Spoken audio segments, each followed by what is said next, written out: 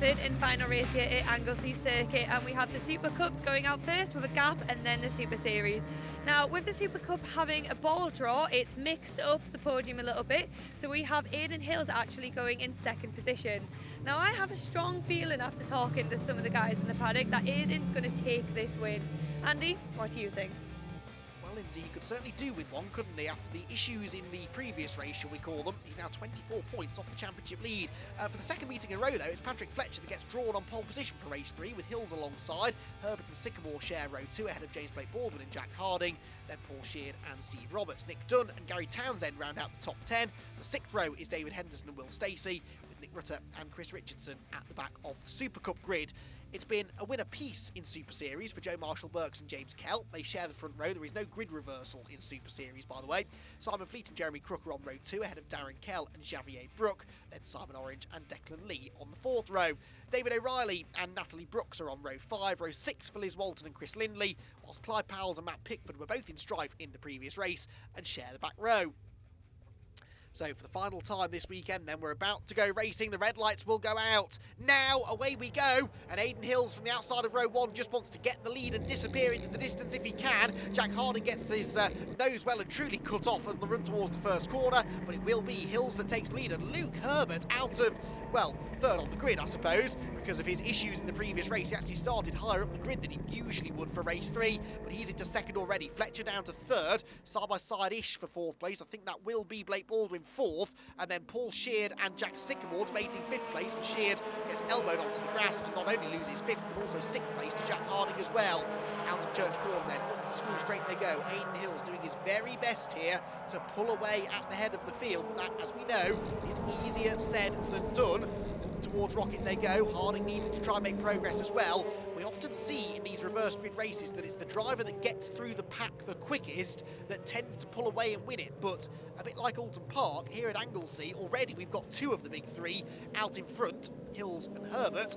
Jack Harding is the one then that has not really made the progress he'd have liked, because of course he had further to come from. He won the previous race, therefore started 6th for this one, whereas these big 2 championship rivals both started inside the top 3, so Harding, with some work to do here, needs to try and get past these cars as quickly as he can. That will give him hope, though. That's Patrick Fletcher bouncing over the grass from third. Drops 1, 2, and probably 3 positions there to Jack Harding on the run to the hairpin. Paul Sheard might even get him as well under braking. He's certainly later on the brakes, but he's on the outside line. And Fletcher will at least hang on to 6th place. Harding then up on spot into P5 now. Down the hill again. And Aidan Hills trying his best to pull away here, led most of race 1, led all of race 1 apart from the final half a lap really, when in spectacular circumstances he lost the race lead, fell all the way down to 5th place with that grassy moment at Rocket. Really does need this race victory now, and if he can get it, the 2 bonus points for fastest lap as well. On board with Harding then, 5th place now then for the man with more wins than anybody else in the MX-5 Super Cup. Thought that maybe Luke Herbert could have taken that record away from him this weekend, but despite having arguably the quickest car in the first 2 races, not yet with a race victory. Is he going to be able to take one in race number 3? The hill we go then. Top 2 starting to gap the 3rd place man Blake Baldwin ever so slightly at the moment. There's Sycamore and Harding keeping a watching brief 4th and 5th. Into the braking zone again.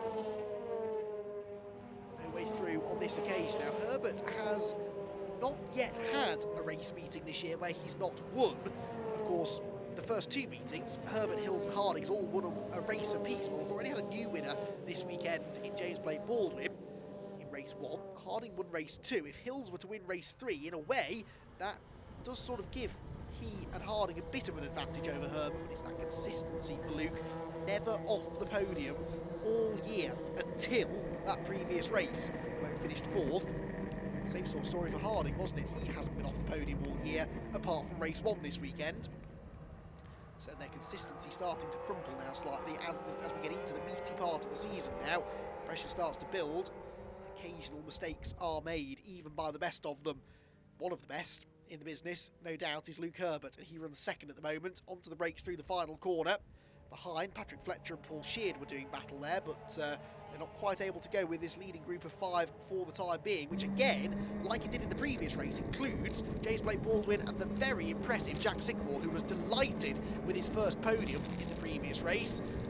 And he is looking to try and double up now. He's in 4th. Not that far away, of course, from a top 3. And if it's anything like the previous race, he might not feel the need to force the issue here. Just let it come to him.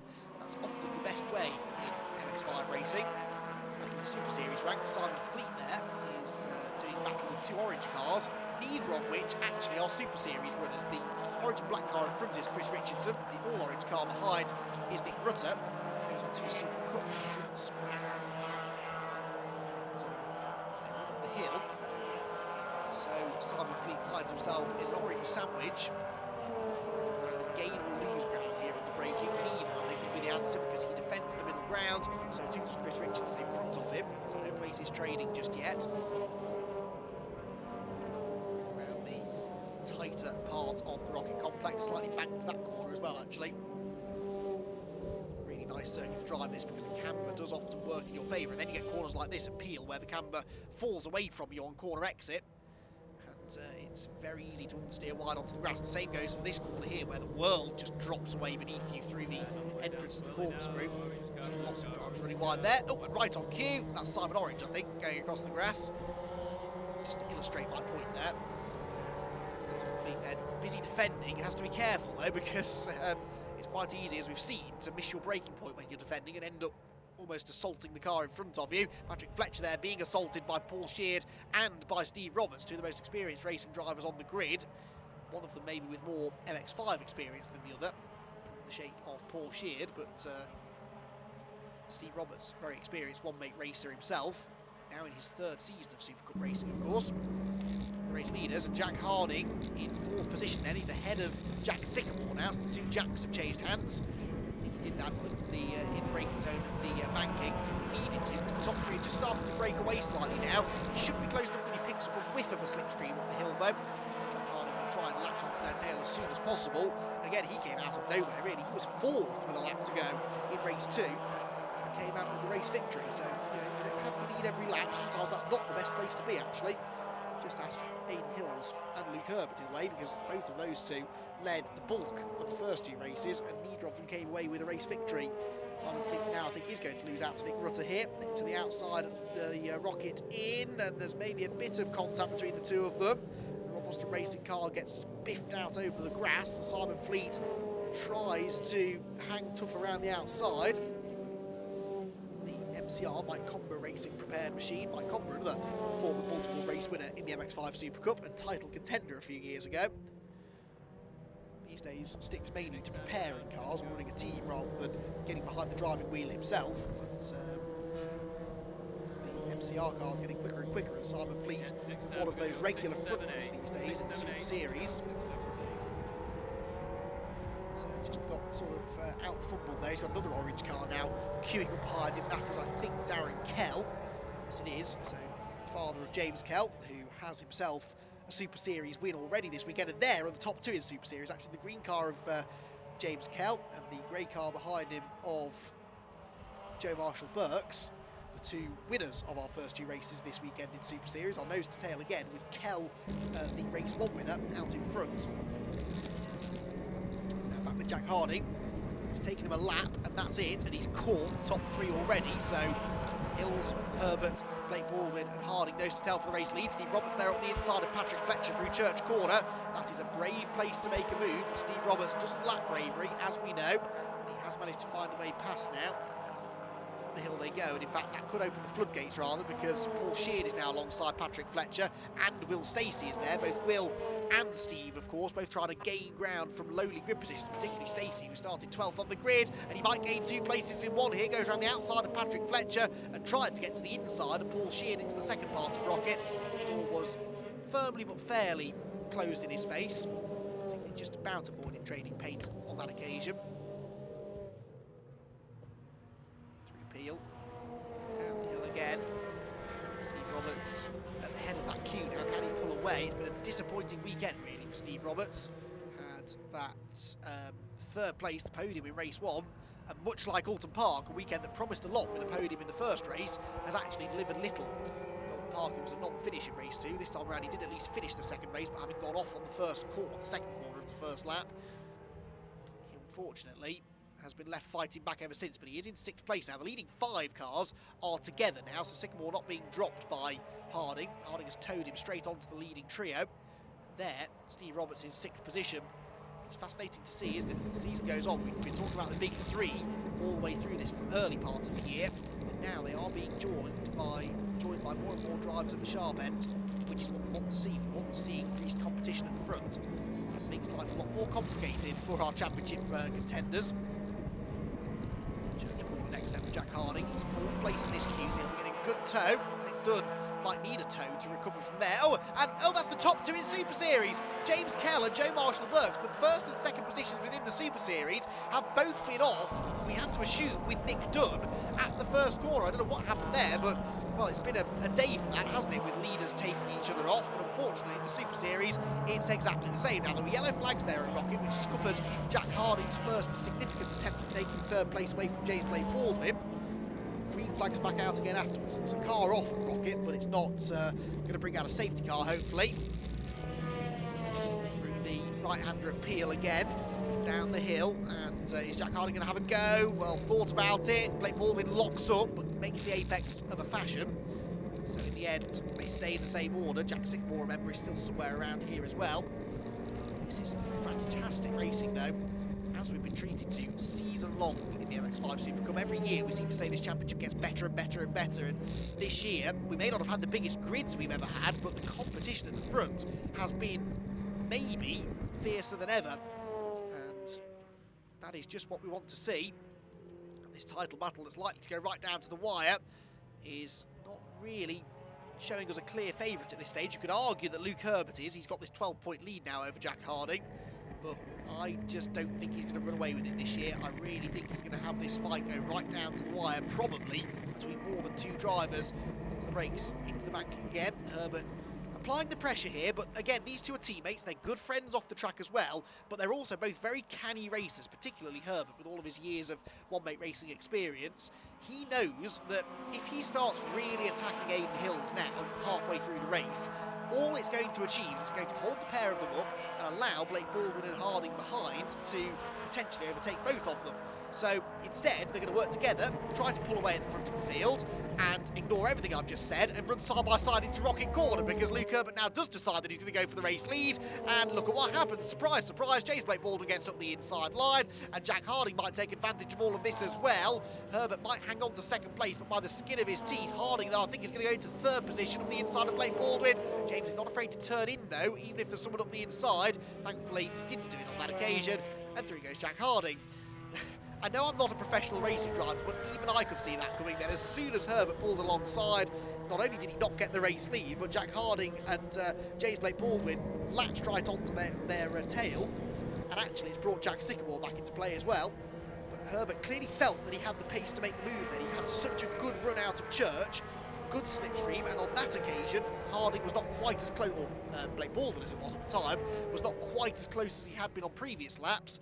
So maybe Herbert felt that was his best chance yet to go for the lead. It didn't work, but it didn't cost him anything either. He's now forcing Hills to defend into the last corner, and this might mean he's slow on the exit. It does mean he's slow on the exit. Herbert tries to go to the outside, but there's just no way through there either. And again, he doesn't want to risk getting elbowed off the road completely, because then he'll be out of the podium places quicker than he knows what's going on. So Herbert trying to box as clever as he can here. He knows that he's got this decent cushion over Aidan Hills in the points. It's really Jack Harding right now that he needs to worry about, and worry about Jack Harding he is, because Jack is now almost pushing the #1 car along the track. Out of the banking, through Church, and then we start jockeying for position again in the slipstream. This time around Hills has a car length or so advantage. The hill they go.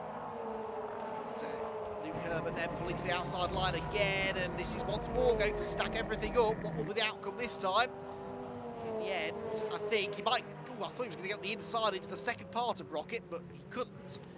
And so, they stay single file for the time being, but Herbert definitely not comfortable in this 2nd position.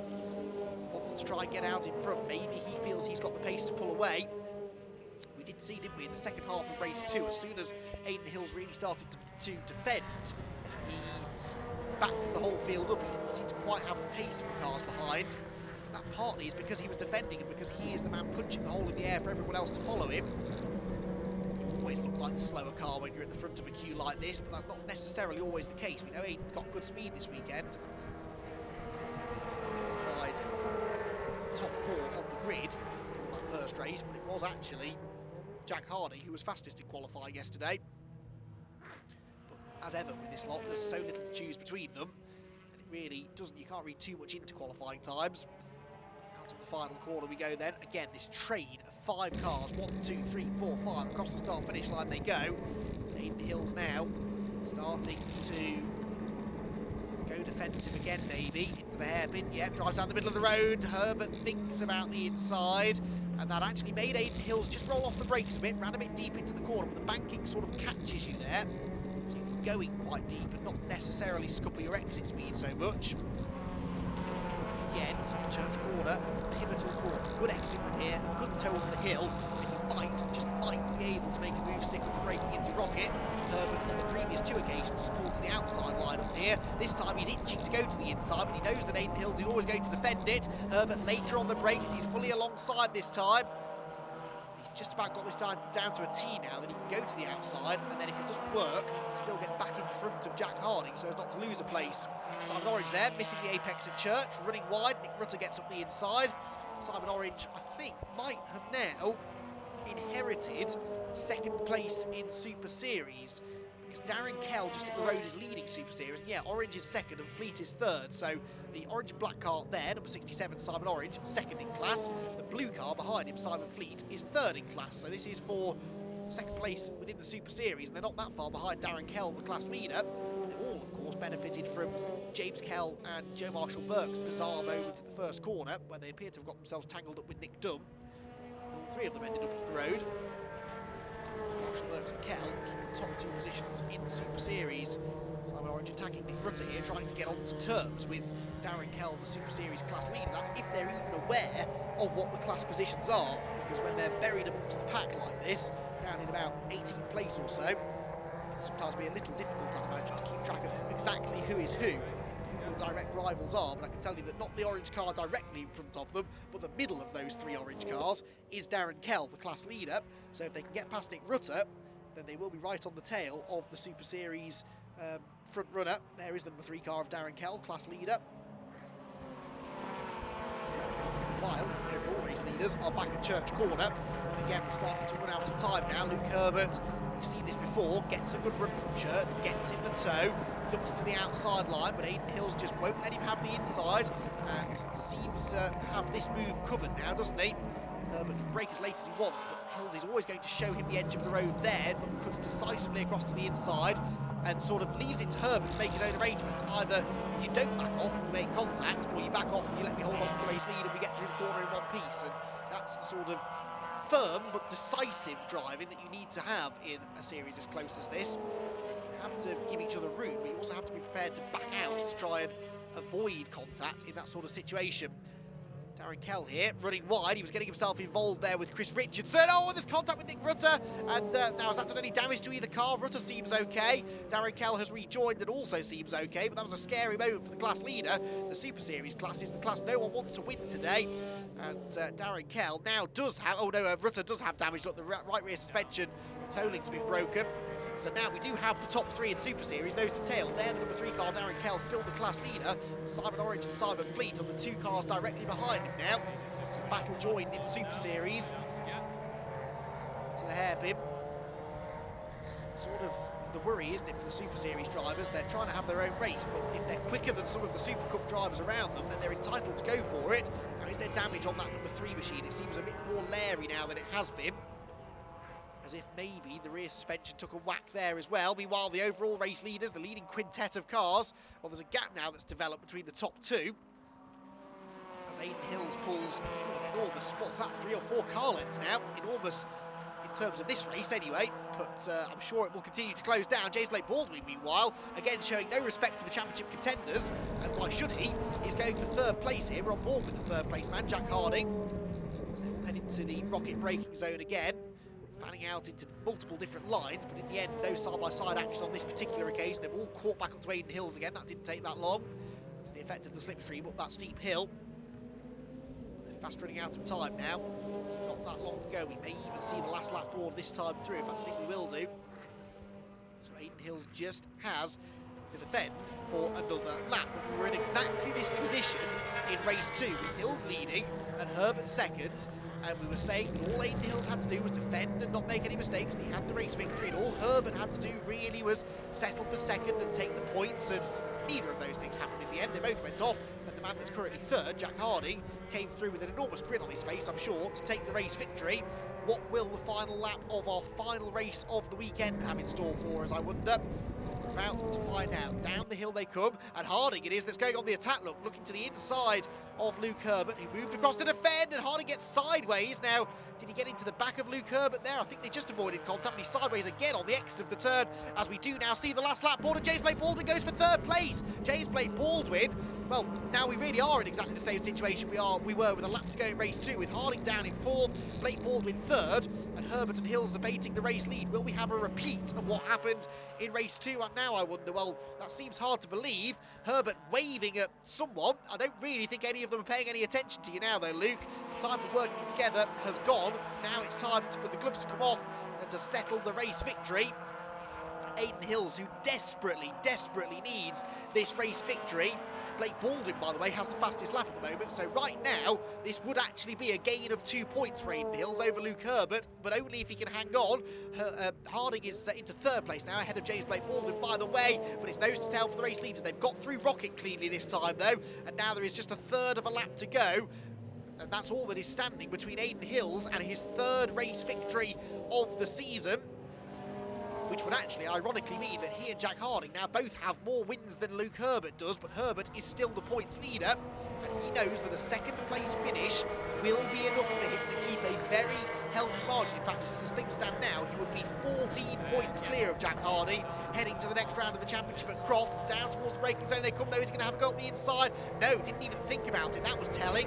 Has Luke Herbert settled for 2nd place, or is he going to try and have a last-minute dive up the inside at the final corner? He gets a good exit from the hairpin, but not good enough. Look at that. Hills is getting away from us. There's a back marker up in the distance, which hopefully won't distract them too much. That's Chris Lindley in the Super Series, number 20, onto the brakes, through the final corner. Checkered flag is waiting, and round number 9 of the Mazda MX-5 SuperCup will be a drag race to the start-finish line, but Aidan Hills is celebrating already because he has won for the 3rd time this year.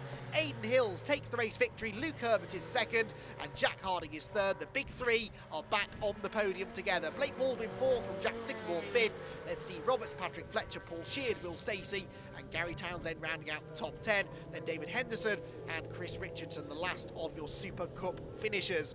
In Super Series, it was an equally dramatic race that in the end went to Darren Kell, with Simon Orange and Clyde Powell's breathing down his neck to the flag. Simon Fleet was down to 4th in the end, Declan Lee 5th, then Javier Brook, Jeremy Crook, David O'Reilly, Natalie Brooks and Liz Walton. In Super Cup, though, it may be the win for Aidan Hills, but it's Herbert who leaves Anglesey the points leader. There is confirmation of the points then, an 8-point lead for Herbert over Harding, with Hills 3rd, Roberts 4th and Stacey 5th. When drop scores come into account, Roberts and Stacey will gain, but they're still some way back. Aidan, huge congratulations. That was such a tough battle out there. Yeah, it was good fun though, to be fair. Obviously, race 2, I did exactly the same thing, but I went off at the end, so that wasn't ideal. I think I've led the most laps than anyone all weekend, and we've come away with 1 win, so it's not ideal, but yeah, I'm over the moon to win the race. You know, we've had a real bad weekend with a 4th and a 5th, and yeah, it's been good. Get a win. It was really hard. Obviously, Luke was on my back bumper for the whole 20 minutes, and it's never nice seeing him behind you because he's obviously won 2 championships. He knows what he's doing, so it's nice to keep him behind, and yeah, we'll go again at Croft. Darren, huge congratulations on this first win. You must be so extremely overjoyed. I'm delighted. It's only my 3rd race weekend with the Mazdas. Well, 3rd race weekend ever. So to be on the podium and indeed win is unbelievable. I just can't take it in. It's just a great result. Quickly talk me through that race, because obviously there was a bit of contact up front, and then I'm guessing that just gave you the advantage to get ahead. Yeah, there was quite a lot of contact in the entire race actually, and I think it was quite challenging having some of the slower SuperCup cars mixed in with some of the faster Super Series guys, and that led to a few little altercations here and there. Obviously, unfortunately, a couple of the SuperCup guys span off, and that brought some of the other guys off in Super Series, which enabled my my podium, so I'm not going to complain about it too much, albeit that one of them was my son James. That's unfortunate. Would have been nice to be on the podium with him, but no, you know, really delighted that it was a nice race. You know, the weather's been bit better today, and yeah, overall a good result.